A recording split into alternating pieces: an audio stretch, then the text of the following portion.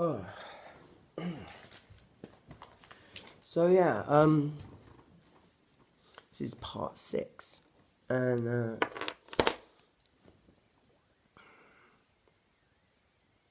my mum was very black and white growing up, and when she found out that I was gay, she tried to basically beat it out of me.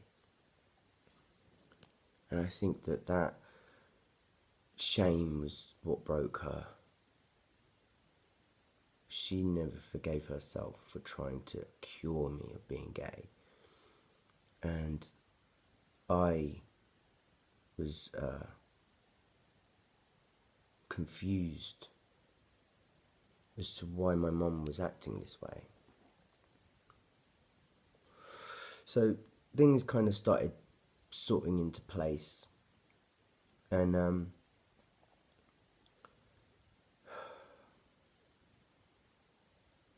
I thought to myself, why is it, for example, growing up with mental health issues and being gay is treated as something that's so bad, when I feel like the kind of person I am growing up and the kind of childhood I had growing up was so blessed and so beautiful and filled with love and light and life and happiness and joy and laughter, and all I ever wanted to was to spread that to everybody else.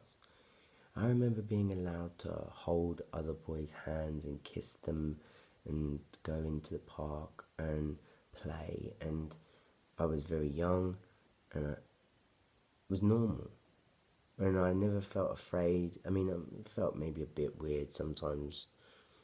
There's always a little bit of fear, especially when you're holding hands with a boy that you like at the front of the bus, and all of the girls are laughing at you at the back of the bus or something like that, and you're like, all of a sudden that makes you feel awkward about the situation, and you either double down on the situation, which I did do, which I grabbed the other boy's next to me hand. I had 2 boyfriends at the time. I held both of their hands at the same time, or you kind of move away, which I've done too. Like, I don't want to do this right now. I'm not strong enough mentally. And my mum kind of tried to play mental chess with me, like logic games and stuff like that. Like, if she could logically kind of like cure me of being gay, I'm like, this isn't a case of needing to be cured. Like biology doesn't work in black and white. Like, we evolve, adapt, survive. That's our only biological imperative. The fact that we've reached this level of biological adaptability that's been able to like overcome things, right?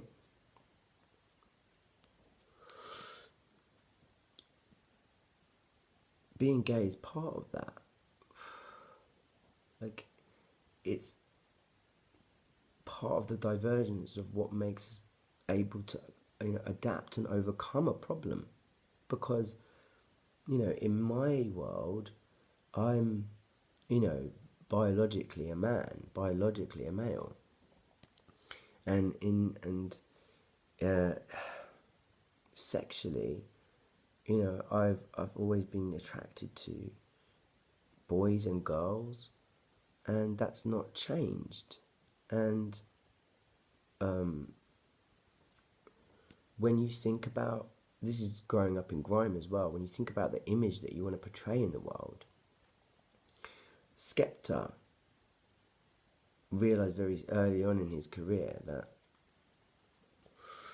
nobody wants, JME wrote the lyric, nobody wants, major labels don't want sinners. Think, who's going to sign a guy with a shank or a guy with a 9mm? Right? Maybe you'll get booked for a deal, but then what? You got to think about your image. And so a lot of it was like image for him. So the Gucci and the Ed Hardy and all of that was like trying to prove that he had an image other than just this kind of, what he was at the time was just a street shot. That's why they called him Shotty. Scotty the Shotty. Beam me up, Scotty. and then he'd shut down whatever they wanted. And like, then he would like get his grime stuff out and do music. And then that's when he realised like narcissism can work for you if you're using it for the right reasons.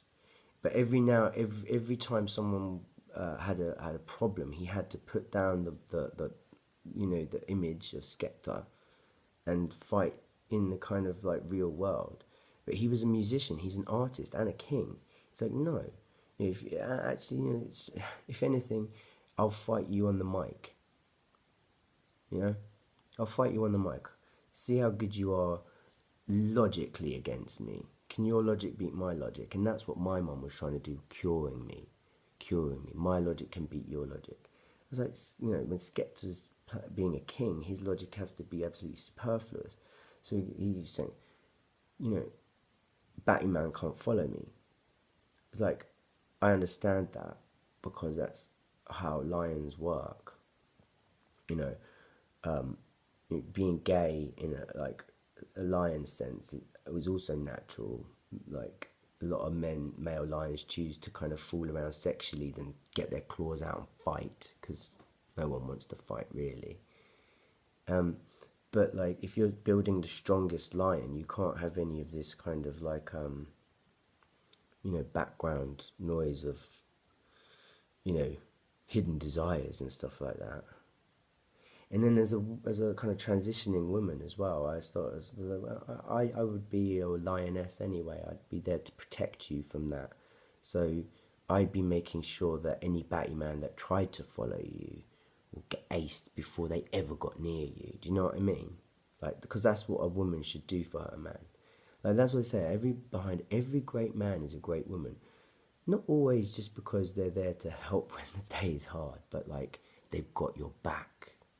So when you got your back turned, they've got their eyes out looking, who's coming for my man now? And they'll see it. And if someone tried to fucking jump Skepta and fucking try and take his masculinity, that's happened so many times. So many times. So many people tried to take his masculinity, take away his sovereignty, the Marcellus Wallace type kind of thing was what they were trying to do to him. It was like, he's a king, that's not going to happen. Any lioness, any queen, any girl worth her salt as a woman knows that she's got her man's back to protect him from that kind of shit going down.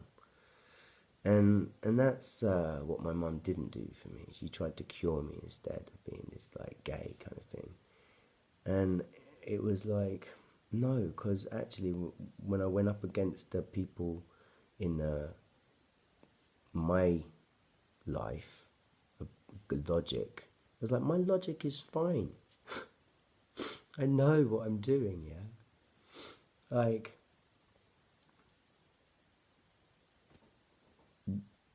I want to get deeper into the transitional thing, but I don't want it to be part of the growing up in grime thing. I wanted it to just be like, everyone else is making music, talking about all of the stuff. Man, I'm talking about shots, talking about where we're going on touring stops. But I'm at home kind of thinking, if I fuck up, I'm going to be killed or something like that. And also I've got to like play things differently, because I'm not trying to go for the glory of kings. I'm trying to become a woman, and it's a different way to live entirely, and you've got to accept that as well. So yeah, growing up sidelined really, and he's got a clap from the sidelines. Yes, go on, get there, get in there, my son. Proud of you to like show all of the naysayers, prove them wrong. So my mum changed her ways eventually, saw the error of her ways. Anyway, thank you for watching, and I hope you enjoy the videos. Thanks.